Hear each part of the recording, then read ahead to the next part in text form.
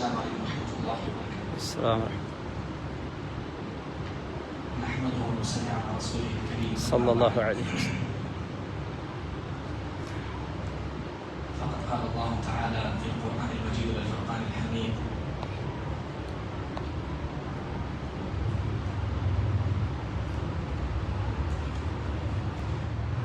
تلك الرسل فضلنا بعضهم على بعض منهم من كلم الله ورفع بعضهم درجات. وقال رسول الله صلى الله عليه وسلم: تركت فيكم امرين لن تضلوا ما تمسكتم بهما كتاب الله وسنة نبيه صلى الله عليه وسلم. محترم حضرات، حاضرین مجلس اور پردہ نشین امت مسلمہ کے غیور ماں اور بہنوں، مختصر انشاءاللہ آج جو پارہ ہوا ہے اس مسجد میں، مجھے اطلاع ملی الحمدللہ کہ تیسرا پارہ ہو چکا ہے. حضرت الشیخ ابوبکر حفظہ اللہ یہاں پر جو پڑھا رہے ہیں ماشاءاللہ، اللہ شیخ کے علم میں اور عمل میں برکت دے. آمین رب العالمین. انشاءاللہ مختصر ایک خاکہ ہم نے کیا پڑھا، کیا سنا، تیسرے بارے میں اللہ سبحانہ و تعالیٰ ہم سے کیا مطالبہ کر رہا ہے، کیا معاملہ اختیار کر رہا ہے. مختصر انشاءاللہ زیادہ وقت نہیں، آلریڈی کافی وقت ہو چکا ہوتا ہے کراچی میں ماشاءاللہ. شروع کی آیتوں میں تیسرے پارے کی شروع کی آیتوں میں اللہ سبحانہ و تعالیٰ ہمیں یہ چیز بتا رہا ہے کہ ہم رسولوں کے درمیان کوئی فضیلت کے اعتبار سے اونچ نیچ کا بھید بھاؤ کا معاملہ نہیں. ہمارے نزدیک تمام تر انبیاء و رسول ایک ہی. ہاں، عظمت کا معاملہ اگر دیکھا جائے تو اولو العزم انبیاء کرام علیہ السلام جو کہ 5 ہیں، اس میں سب سے اعلیٰ جو ہے محمد عربی صلی اللہ علیہ وسلم ایک الگ چیز ہے. مگر اللہ سبحانہ و تعالیٰ کی نظر میں تمام تر، مثال کے طور پہ کہ جس طرح سے یہودیوں نے موسیٰ علیہ السلام کو لے کر تکبر کیا، ہمارے نبی ہیں جو کچھ ہیں اس کے آگے ہم کسی کو ماننے کو تیار نہیں، حالانکہ وہ مانتے تھے. اسی طرح سے عیسائی لوگوں نے عیسیٰ علیہ السلام کو ماننے کا دعویٰ کیا اور کہا کہ ہمارے نبی ہیں جو کچھ ہیں، کسی اور نبی کو ماننے کو تیار نہیں. آگے وہ بات آئے گی. مگر جب محمد صلی اللہ علیہ وسلم کا معاملہ آیا اور اللہ سبحانہ وتعالیٰ نے قرآن کو نازل کیا تو بتایا کہ تمام تر انبیاء کرام کو، آپ سب کو، آپ تمام کو ماننا ضروری ہے.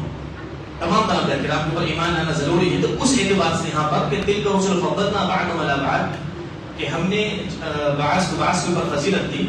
منهم من کلم اللہ ورفع بعضهم درجات. اسی طرح سے درجات بلند کرنے کی بات اللہ سبحانہ وتعالیٰ ہمیں بتا رہا ہے. آگے چلتے ہیں. اللہ سبحانہ وتعالیٰ نے مختصر ہمیں انفاق کے بارے میں بتایا کہ یا ایھا الذین آمنوا انفقوا مما رزقناکم، کہ اے ایمان والو تم اللہ کی راہ میں خرچ کرو جو ہم نے تمہیں دیا ہے.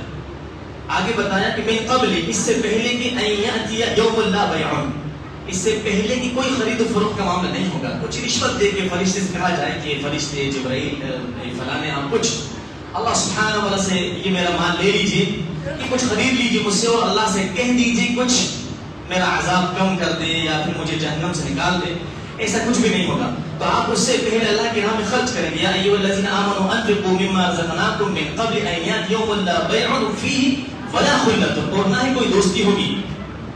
خلت، خلیل اعلیٰ درجہ ہوتا ہے محبت کا دوستی کے اندر، صدیق ہوتا ہے، زمین ہوتا ہے. تو اللہ سبحانہ و تعالیٰ نے یہاں پر خلا کا لفظ استعمال کرا. کوئی مطلب کتنی ہی قربت کا معاملہ ہوگا، کتنا ہی قربت کا معاملہ ہوگا، وہ آپ کے لیے نہیں کھڑا ہوگا، وہ خود اپنے بارے میں سوچ رہا ہوگا. تو اللہ تعالیٰ کہہ رہا ہے کہ ایمان والو خرچ کرو اللہ کی راہ میں، خرچ کرو. اس سے پہلے کہ تم اس چیز کو دے کے کسی کو پٹا نہیں سکتے، کسی کو تم دے کر رشوت نہیں دے سکتے. تم اپنے معاملات کو کم کرتا، اپنے گناہوں کو کم کروا دو یا اپنی سزا کو کم کروا دو، ایسا نہیں. دنیا میں ہی رہ کر آپ اپنے معاملات کو حل کروا لیں. آگے آیت نمبر 255 جو کہ مشہور قرآن کی آیت ہے، عظیم قرآن کی آیت، آیت الکرسی. اللہ سبحانہ وتعالیٰ فرماتا ہے اللہ لا الہ الا ہو، کہ اللہ سبحانہ وتعالیٰ نہیں ہے کوئی معبود سوائے اس کے. یہ ایک نقطہ اللہ سبحانہ وتعالیٰ نے ہم کو بتا دیا کہ اللہ کے سوا کوئی معبود نہیں. بڑی مشہور و معروف قرآن کی آیت ہے آیت الکرسی. الحمدللہ چھوٹے چھوٹے بچے جو ہیں وہ تک اس کو جانتے ہیں. اب یہاں پر اللہ تعالیٰ نے ایک دعویٰ کیا ہے کہ اللہ کے سوا کوئی معبود نہیں ہے، میرے سوا کوئی معبود نہیں ہے. اس کے نیچے اللہ سبحانہ وتعالیٰ دعوے کی دلیل دے رہا ہے کہ یہ دیکھو الحی القیوم، میں زندہ ہوں، قائم کرنے والا ہوں، لا تأخذہ سنۃ ولا نوم. یہ تو بہت دور کی بات ہے. بہرحال بہت ساری دلیلیں اللہ سبحانہ و تعالیٰ نے دی ہے کہ میرے علاوہ کوئی اور معبود کیوں نہیں ہو سکتا. غیر مسلمین کے لیے جب آپ دعوت کا پہلو اختیار کریں سورہ اخلاص کے معاملے کے بعد آپ آیت الکرسی کو آپ سمجھائیں سامنے والے کو. بہت اہم قرآن کی آیت ہے کہ اللہ لا الہ الا ہو، کہ وہی اللہ سبحانہ و تعالیٰ ہے، اس کے سوا کوئی معبود نہیں. اور اس کے بعد تقریباً 12 پوائنٹ اللہ سبحانہ و تعالیٰ نے اس دعوے کے اوپر دلیل کے طور پر پیش کیے کہ میں کیوں معبود، میرے علاوہ کوئی معبود کیوں نہیں ہو سکتا، میں ہی زندہ ہوں، میرے علاوہ کوئی معبود کیوں نہیں ہو سکتا، مجھے نیند تو دور کی باتیں اونگ بھی نہیں آتی. اس طرح سے آیت الکرسی میں اللہ سبحانہ و تعالیٰ نے ہم لوگوں کو بتایا. آگے چلتے ہیں. اللہ سبحانہ و تعالیٰ نے قرآن میں فرمایا آیت نمبر 254 لا اکراہ فی الدین، دین میں کوئی زور زبردستی والا معاملہ نہیں. آپ یا ایھا الرسول بلغ ما انزل الیک من ربکم، اے محمد صلی اللہ علیہ وسلم آپ کی طرف جو تبلیغ، آپ کی طرف جو نازل کیا گیا ہے اس کی آپ تبلیغ کر دیجیے. بس تمہارے پر ضروری اسلام قبول کرنا، تم کو گردن اڑا دی جائے گی، تم کو مار دیا جائے گا، نعوذ باللہ. ایسا معاملہ نہیں. لا اکراہ فی الدین، آپ پیش کر دیجیے اس کو. صرف تبلیغ، آپ کا کام پہنچانا ہے، صرف آپ کا کام صرف پہنچانا ہے. اب زبردستی، مثال کے طور پہ ایک مثال دے رہا ہوں میں کہ زبردستی پکڑ کر جتنے لوگ تراویح پڑھی وہ سنیں گے، بیٹھو یہاں پر، نعوذ باللہ. لا اکراہ فی الدین ایسا نہیں. ہر اعتبار میں آپ اس کو فٹ کر سکتے ہیں، زبردستی نہیں. ٹھیک ہے، جو سننا چاہے وہ سنے، جو جانا چاہے وہ چل جائے. اسی طرح سے اصل یہ معاملہ اسلام کی دعوت کے پہلو میں ہے. آپ 1 سے لے کر 1000 لوگوں تک اسلام کی دعوت دے دیے. ارے میں دعوت کا کام کر رہا ہوں، قبول کوئی نہیں کر رہا. نہیں، آپ کا وہ کام ہی نہیں، قبول کروانا آپ کا کام نہیں. آپ کا کام یا ایھا الرسول بلغ ما انزل الیک من ربکم، اے محمد صلی اللہ علیہ وسلم آپ صرف پہنچا دیجیے جو آپ کی طرف تبلیغ کیا گیا ہے. تو لا اکراہ فی الدین، دین میں کوئی زور زبردستی کا معاملہ نہیں. آگے چلیے. آیت نمبر 258 کے اندر اللہ سبحانہ و تعالیٰ نے ابراہیم علیہ السلام کا معاملہ ہمیں بتایا کہ ابراہیم علیہ السلام وقت کا جو بادشاہ تھا، ظالم بادشاہ کون تھا؟ نمرود. اتمام حجت کا معاملہ آپ بتا رہے ہیں. اللہ سبحانہ و تعالیٰ نے فرمایا، وہ کہتا ہے کہ قال انا احیی و امیت، میں زندہ کرتا ہوں مارتا ہوں. تو ابراہیم علیہ السلام کہتے ہیں کہ فإن اللہ یأتی بالشمس من المشرق، اللہ سبحانہ و تعالیٰ سورج کو مشرق سے لاتا ہے. فاتی بها من المغرب، جا مغرب سے لا کے دکھا دو. فبہت الذی کفر، گھبرا گیا، بے چین ہو گیا، پریشان ہو گیا. کتنا اتمام حجت کا معاملہ ہمیں اللہ سبحانہ و تعالیٰ بتا رہا ہے کہ حجت قائم کر دی ابراہیم علیہ السلام نے نمرود کے سامنے. اسی طرح آگے چلیے. اللہ سبحانہ و تعالیٰ نے ہم لوگوں کو انفاق فی سبیل اللہ، اللہ کے معاملے میں اللہ کے راستے میں خرچ کرنے کے بارے میں پھر ابھارا. مثل الذین ينفقون اموالهم فی سبیل اللہ کمثل حبۃ انبتت 7 سنابل. آپ اللہ کی راہ میں دیتے ہیں کچھ، تقریباً آیت نمبر 276 تک 1-2 پیج صرف اللہ کی راہ میں خرچ کرنے پر اللہ سبحانہ وتعالی نے بتایا ہے. جب میں پوائنٹ نوٹ کر رہا تھا تو تقریباً 13 نکات اللہ سبحانہ وتعالی نے بتایا. 13 نکات کہ تم اس طرح سے خرچ کرو، تمہیں 700 گنا دیا جائے گا. ایک بڑی اہم بات اللہ سبحانہ وتعالی اس میں بتاتا ہے، یا ایھا الذین آمنوا. ان 13 پوائنٹ میں سے ایک پوائنٹ یہ ہے کہ لا تبطلوا صدقاتکم بالمن والأذى، احسان جتا کر اپنے صدقات کو تم خراب نہ کرو. ایک بہت اہم نقطہ اس کو سمجھنے کا یہ ہے، اللہ تعالیٰ ہم لوگ کو آپ سمجھنے کی توفیق دے. یاد رکھیں، بعض لوگ کیا بولتے ہیں کہ میں آپ کا سگا ہوں، میں آپ کو کچھ دے کے کچھ جتا رہا ہوں تو احسان میں نہیں آئے گا، نعوذ باللہ. یاد رکھیں، آپ کے اوپر کوئی بھی جو احسان کرے گا وہ آپ کا سگا ہی کرے گا.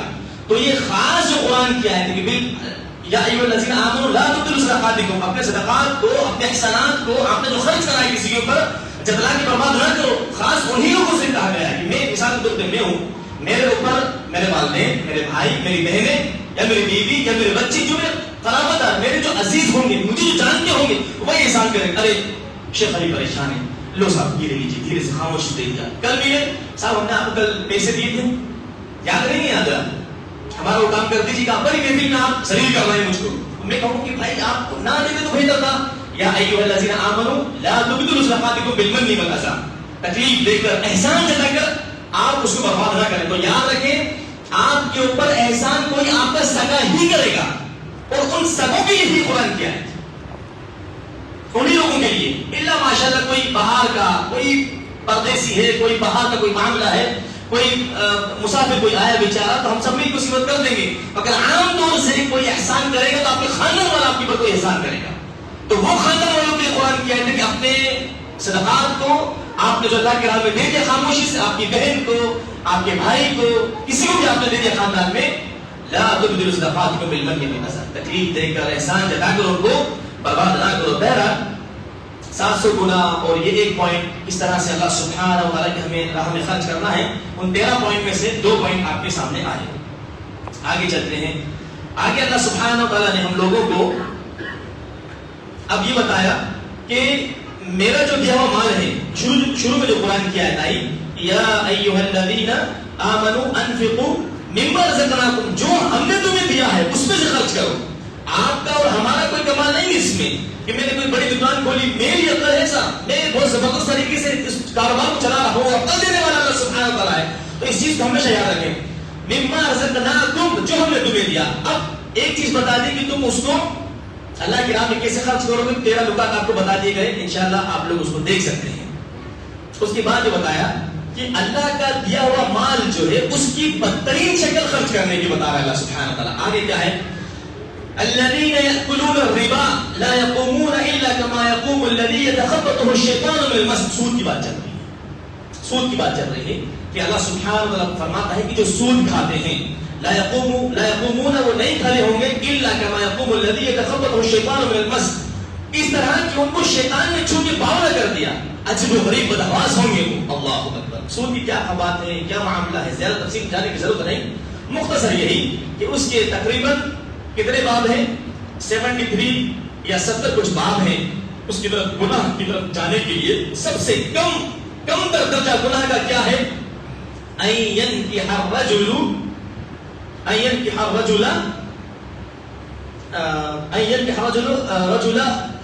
مع امه، کہ کوئی شخص اپنی سگی ماں کے ساتھ زنا کرے. اللہ، یہ سود کا معاملہ یہاں سے آیت نمبر 275 سے شروع ہوتا ہے تو آگے تک وہ چلے جاتا ہے. آگے اللہ تعالیٰ فرماتا ہے کہ ذالک بأنہم قالوا انما البیع مثل الربا، یہ اس وجہ سے ان کی جو خباثت ہے، اس وجہ سے کہ وہ کہتے ہیں کہ بزنس اور سود ایک ہی ہے. انما البیع مثل الربا، وہ ایک ہی ہے. حالانکہ اللہ فرماتا ہے آگے کہ وَأَحَلَّ اللَّهُ الْبَيْعَ وَحَرَّمَ الرِّبَا، حالانکہ اللہ سبحانہ وتعالی نے بزنس کو، تجارت کو حلال قرار دیا ہے اور سود کو حرام قرار دیا ہے. تو یہ سود کے بارے میں بہت لمبی اللہ سبحانہ وتعالی نے یہاں بحث کی ہے. آگے آپ چلیں گے تو سورۃ آل عمران شروع ہوگی اور سورۃ بقرہ کی آخری آمن الرسول بما انزل الیہ، اس کی بھی بڑی فضیلتیں ہیں. اللہ سبحانہ وتعالی نے معراج کے موقع پر اس کو بھی عطا کیا اللہ کے رسول صلی اللہ علیہ وسلم کو. تو اس کو صبح شام کے اذکار میں پڑھنا ہم کو معلوم ہے. آج سورۃ بقرہ مکمل ہوئی الحمدللہ. تو اس کی جو آخری 2 آیتیں ہیں الحمدللہ، اکثر تمہیں کہنا بھیجا اچھی بات نہیں ہوگی، تمام تر الحمدللہ یہ قرآن کی جو 2 آیتیں سورۃ بقرہ کی آخری آیتیں جانتے ہوں گے. الغرض سورۃ آل عمران کی طرف ہم آتے ہیں. اس پارے کے اندر سورۃ آل عمران کی شروعات ہوئی. صرف 5واں پارہ ایسا پارہ ہے جس میں کوئی سورت شروع نہیں ہوتی. اس پارے کے اندر سورۃ آل عمران بھی آئی. 1 سے لے کر تقریباً 80 آیتیں یا 60 آیتیں. شروع میں اللہ سبحانہ و تعالیٰ اپنی ذات کے بارے میں، صفات کے بارے میں کلام کرتا ہے اور اہل کتاب کے خاص طور سے نصرانیوں کا رد کرتا ہے. تو عیسائیوں کو اگر دعوت دینا ہے تو سورۃ آل عمران کی آپ تفسیر، ترجمہ، تشریح آپ پڑھ سکتے ہیں. شروع کی 1 سے لے کر 80 تک اللہ سبحانہ وتعالی نے بھرپور رد کیا ہے ان کا. اور آگے سورۃ آل عمران کے اندر مریم علیہ السلام کا تمام عورتوں پر فضیلت کا معاملہ، یحییٰ علیہ السلام کی ولادت، عیسیٰ علیہ السلام کی ولادت، ان تمام تک کا اس میں ذکر آیا ہے. الغرض ہم آگے چلتے ہیں تو آیت نمبر 31 بڑی مشہور اور معروف قرآن کی آیت سورہ آل عمران میں آج جو پڑھی گئی الحمدللہ کہ قل اطیعوا اللہ قل ان کنتم تحبون اللہ فاتبعونی، کہ مسجد رشید کے مرد اور خواتین اور بچے اس بات کا دعویٰ کرتے ہیں کہ ہم اللہ سے محبت کرتے ہیں. فاتبعونی، تو ان لوگوں کو چاہیے کہ میری اتباع کریں. الغرض مختصر، ٹائم زیادہ ہونے کو ہے. میں بالکل یہ نہیں چاہوں گا میں خود بھی کہ ٹائم زیادہ لوں آپ لوگوں کا. کہ مختصر بس یہ کہ اگر آپ کی زندگی کے اندر یہ چیز دیکھنا ہے کہ آپ اللہ سے محبت کرتے ہیں اور اللہ آپ سے محبت کرتا ہے، تو آپ یہ دیکھ لیں کہ آپ کی زندگی میں فاتبعونی یعنی محمد صلی اللہ علیہ وسلم کی اتباع کا معاملہ ہے یا نہیں، بس یہ دیکھ لیں مختصر. قل ان کنتم تحبون اللہ، اگر یہ لوگ دعویٰ کرتے ہیں کہ یہ اللہ سبحانہ وتعالی سے محبت کرتے ہیں، فاتبعونی مجھ میری اتباع کریں، ہر چیز میں آپ محمد صلی اللہ علیہ وسلم کا دخل ہونا چاہیے، مداخلت ہونا چاہیے، انٹرفیئر ہونا چاہیے، ازدواجی زندگی، معاشرتی زندگی، تجارتی زندگی، ہر چیز میں اللہ اور اس کے رسول کا دخل آپ کی زندگی میں ہونا چاہیے. آپ کے چہرے میں، آپ کے لباس میں، ہر چیز میں، صبح و شام، شب و روز، سب چیز کے اندر فاتبعونی میری اتباع کریں، یحببکم اللہ، اللہ سبحانہ وتعالی بھی آپ سے محبت کرے گا، ویغفر لکم ذنوبکم، اللہ معاف کر دے گا آپ کے گناہوں کو، واللہ غفور رحیم.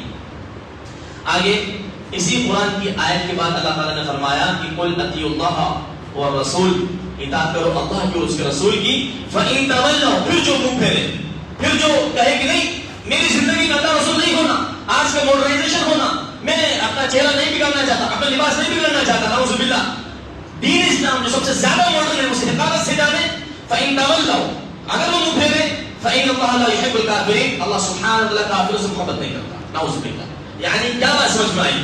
اللہ اور اس کے رسول صلی اللہ علیہ وسلم کی اطاعت سے اعراض کفر تک ہم کو لے جا سکتا ہے. اللہ تعالیٰ ہماری حفاظت کرے، آمین یا رب العالمین.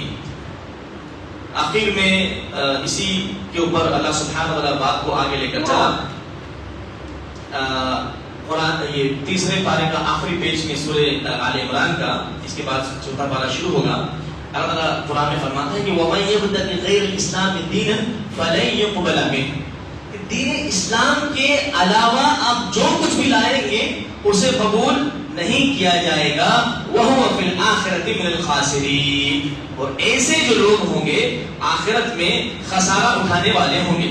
الغرض مختصر حاصل بحث کنکلوژن آپ لوگوں کے سامنے کہ تیسرے پارے کے اندر ہم لوگوں کو سورہ بقرہ کا آخری حصہ، سورہ آل عمران کا شروع کا حصہ جو ملا ہے، اس میں ہم لوگوں کو شروع میں انفاق فی سبیل اللہ کے بارے میں بتایا گیا، پھر سود کے بارے میں بتایا گیا، پھر ہم کو جو ہے اطاعت رسول، اطاعت الہی کے بارے میں بتایا گیا، اور اس سے اعراض کے بارے میں بتایا گیا. تو ہم یہ صرف اور صرف سننے کی حد تک ہم نے قیام کر لیا، قیام کے بعد درس سن لیا، ارے ماشاءاللہ قیام بھی ہو گیا، درس بھی ہو گیا، صرف سننے کی حد تک یہ معاملہ لا رہا ہے. اللہ تعالیٰ ہم لوگوں کو کہنے کی بھی توفیق دے اور عمل کی بھی توفیق دے، آمین یا رب العالمین. اکثر اور بیشتر یہ جو مہینہ ہے ہم لوگوں کو نفلی عبادتوں کے اوپر اور انفرادی عبادتوں کے اوپر ابھارتا ہے. اجتماعی عبادت کے اندر کیا معاملہ ہے؟ تراویح ہو گئی، مختصر یہ 10 منٹ کا ہو گیا، مگر اس کے بعد انفرادی عبادت، چلیے تلاوت کرتے ہیں، چلیے تفسیر پڑھتے ہیں. آپ اپنی انفرادی عبادت کے اوپر بہت زیادہ بے پناہ زور دیں.